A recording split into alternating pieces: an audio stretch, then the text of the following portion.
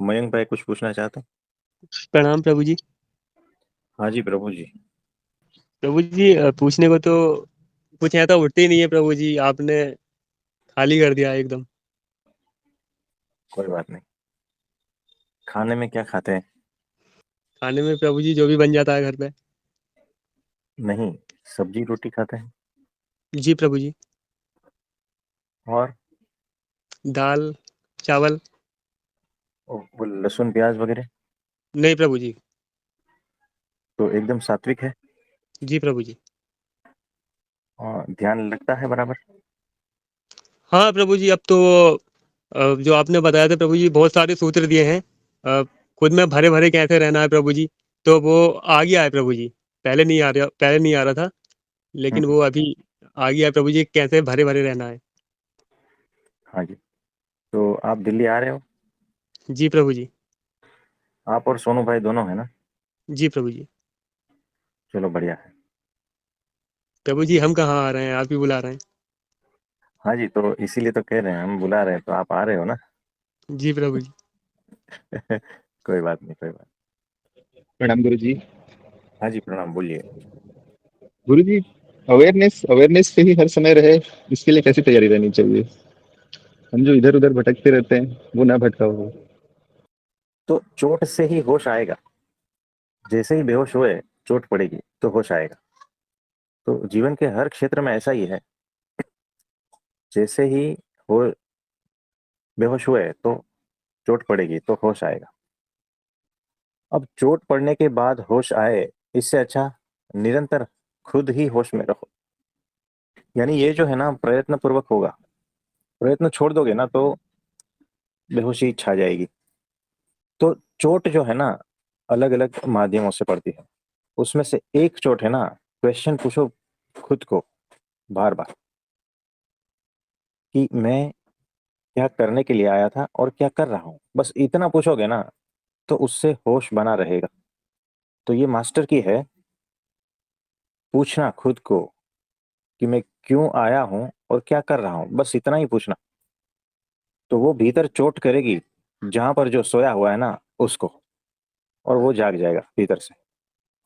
तो निरंतर इस बात का अनुसंधान कि मैं क्या करने के लिए आया हूं और क्या कर रहा हूं, ये चोट से भीतर जागृति होगी, होश पैदा होगा।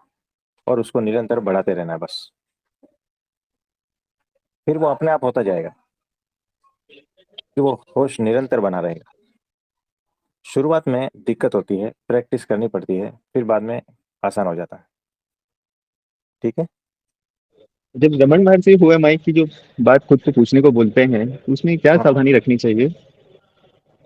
देखो वो भी पूछने को बोलते हैं ना, तो उसमें बिल्कुल। आंसर जो है ना, आपका माइंड दे देगा कुछ ना कुछ।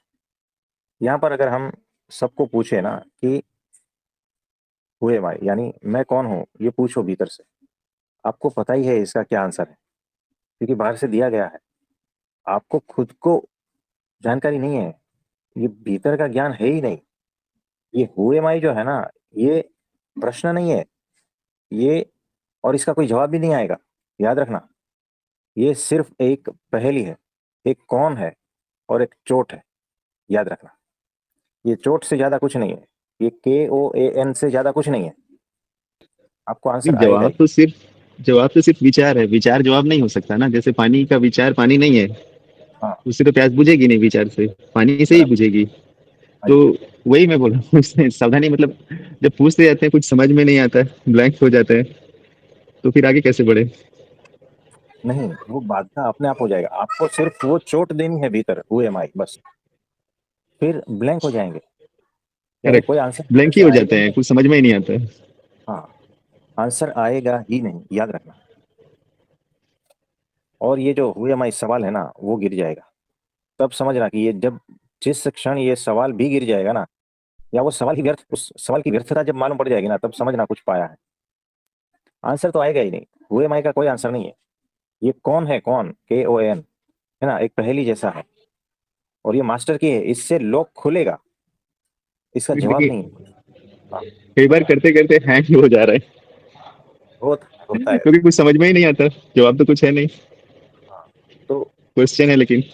हाँ, वो स्थिति जो है ना, देखो कैसा है कि वो क्वेश्चन भी गिर जाएगा और एक ऐसी स्थिति में आ जाओगे जहां पर उसका उत्तर भी नहीं रहेगा। यानी क्वेश्चन खत्म, उत्तर नहीं रहेगा। वो एक स्थिति है जहां पर सिर्फ समाधान है और क्वेश्चन उत्तर की व्यर्थता का पता चल जाता है। वो अवस्था की बात कर रहा हूँ, वो अवस्था में आप पहुंच जाएंगे। तो वहां न प्रश्न रहेंगे न उत्तर रहेंगे। प्रश्न उत्तर की जो श्रृंखला है ना, उसकी व्यर्थता का पता चल जाएगा वो अवस्था में। उसके बाद में है ना, प्रश्न पूछने लायक बचोगे ही नहीं।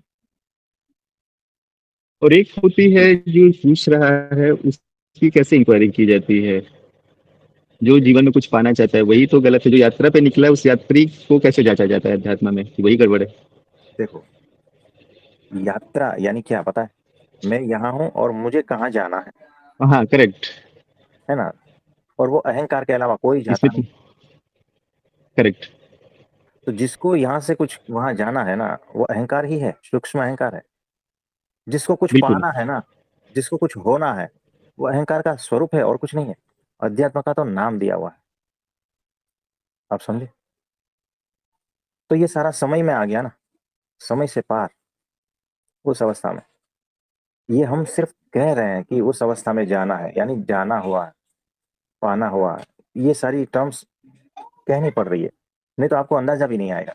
इसीलिए हम कह रहे हैं, ये सिर्फ इशारे समझो। नहीं, ये तो बिल्कुल सही बात बोल रहे हैं एकदम 100% कि हम जहाँ है वहीं होना है।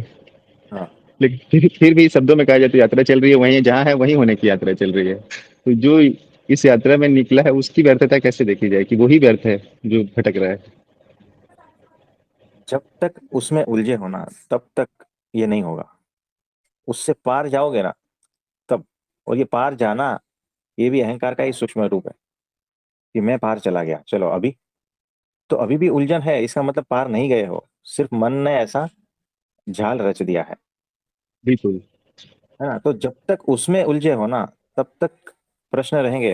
यही प्रश्न, ऐसे ही प्रश्न रहेंगे कि उसको कैसे जाना जाए, जो जान रहा है उसको कैसे जाना जाए। तो जब तक वो जानने वाला थकता नहीं ना, तब तक ये पॉसिबल नहीं है। जिस दिन वो थक गया ना, तो सारा कुछ गायब हो जाएगा और इसलिए स्वस्वरूप में वही मैं स्थित। बोलने वाला था कि वो यात्री कैसे हट जाए, वो पूछने जानने जो निकला है वही कैसे हट जाए। वो थकान से ही हटेगा। देखो कैसा है, आप किस चीज के लिए बार बार प्रयत्न कर रहे हो और बचपन से कर रहे हो, जवानी में भी, और अब तो बूढ़े होने को आए हो, फिर भी वो चीज जो है ना आपको मिल नहीं रही है। और एक दिन अचानक वो चीज मिल जाएगी ना, तो आप देखोगे कि अरे इसमें तो कोई पॉइंट ही नहीं है, मैंने पूरी जिंदगी इसमें लगा दी, ये सारा व्यर्थ ही है, कुछ पॉइंट नहीं है। तो वो अवस्था एक दिन आ जाएगी। कैसे? ये कैसे पूछने वाला जो है ना, जब तक हाँ मौजूद है ना, करेक्ट। तब तक वो नहीं आएगी। वो एक दिन अपने आप गिर जाएगा। हाँ। तो ऐसा है। ये बहुत भयंकर है, ये जो खेल है ना, बहुत भयंकर है अहंकार का। ये लुका लुका छुपी क्या बोलते हैं उसको? बिल्कुल। हाँ, उस टाइप का है ये। और इसी में उलझे रहोगे ना, तो अध्यात्म के नाम पे जो है ना, आप भटकते ही रहोगे बिल्कुल। बिल्कुल। और परेशान होते रहोगे। और जो सामने है ना, उससे से चूक जाओगे। तो उलझन को छोड़ो, प्रश्न उत्तर को छोड़ो। ये प्रश्न पूछने वाला जो है ना, जो बेचैन है, उसको हल कर दो। फिर भी पूछोगे कैसे? ये कैसे ही को कैसे हटाया जाए? तो हमने कल ही कह दिया था कि हर हर आंसर के पीछे है ना एक कैसे हुआ है, खड़ा है। खड़ा है हमने, बिल्कुल, वो तो हाँ, वो कल दिख रहा कह है दिया साफ साफ जो है। कि हर आंसर के पीछे एक क्वेश्चन खड़ा है कि कैसे, क्यों, ये सारा ये है ही। और अंतिम कैसे का आज तक किसी भी महापुरुष ने आंसर नहीं दिया। नहीं तो ये लेकिन जैसे गुरुजी ही कुछ। आंसर, देखो कैसा है, जैसे ही आंसर मिल गया ना, आपका माइंड थोड़ी देर के लिए तो शांत हो गया। और ये थोड़ी देर के लिए ही होता है, फिर भीतर से और कुछ मचता है। वो कैसे, फिर ये कैसे, ये अनंत श्रृंखला है, अनंत। नहीं, इसको इसलिए कई काटना ही बार पड़ेगा। अध्यात्म में हाँ बिल्कुल बोलते हैं कि तुम्हें जवाब नहीं प्रश्न चाहिए। जवाब तो बनाए ही रखता है उसको। बिल्कुल। तो देखो कैसा है, ये जो सवाल पूछने वाला मन है ना, वो बेचैन है। हकीकत में वो दुखी है। मुझे बताओ, जहां दुख है ना, क्वेश्चन वहीं से उठते हैं, सुख में क्वेश्चन उठते ही नहीं। और हमारा तो पूरा जीवन ही है ना दुखमय है। इसीलिए हम यही क्वेश्चन उठाते हैं कि जीवन में दुख क्यों है, क्वेश्चन उठा, है ना। तो बिल्कुल। फिर दुख किसने बनाया है, क्वेश्चन उठा। और फिर भगवान ने बनाया है, तो भगवान ने दुख ऐसा क्यों बनाया है ना। तो फिर भगवान को किसने बनाया है, फिर आप पूछोगे क्यों, कैसे, किसने, ये सारे क्वेश्चन खड़े ही रहेंगे। तो इसका ये अंतहीन श्रृंखला है। तो जो क्वेश्चन पूछ रहा है ना, उस चित्त को शांत करना है। और उस चित्त को शांत करने की जो प्रक्रिया है वही असली मेडिटेशन है। तो चित्त कभी अरे भी उत्तरों से शांत होगा ही नहीं, है ना। और अगर वो होता है तो थोड़ी देर के लिए, या थोड़े दिनों के लिए, या थोड़े महीनों के लिए, थोड़े साल के लिए, या थोड़े जन्मों के लिए चित्त शांत होता है उत्तरों से। लेकिन ये टेम्पररी रास्ता है।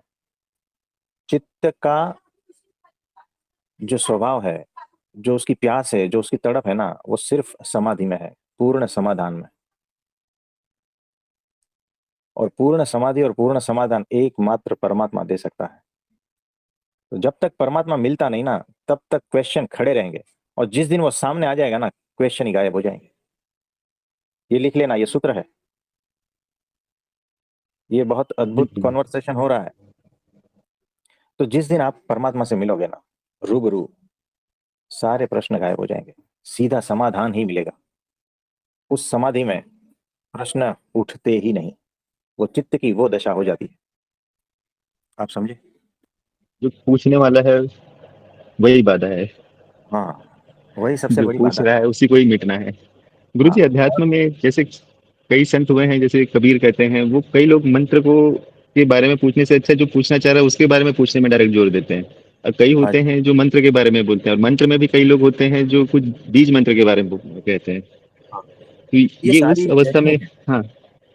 ये सारी टेक्निक है, अलग अलग लेवल के साधकों को दी जाने वाली अलग अलग टेक्निक है, और कुछ नहीं है। एक के बाद एक के बाद एक सब छोड़नी पड़ती है ना। और ये खेल चलता रहता गुरु जी, कुछ ऐसा है कि मैं जो पूछना चाहता हूँ आप पहले ही बोल देते हैं। है। कि सब छोड़ना पड़ता है, साधना भी बाधा है।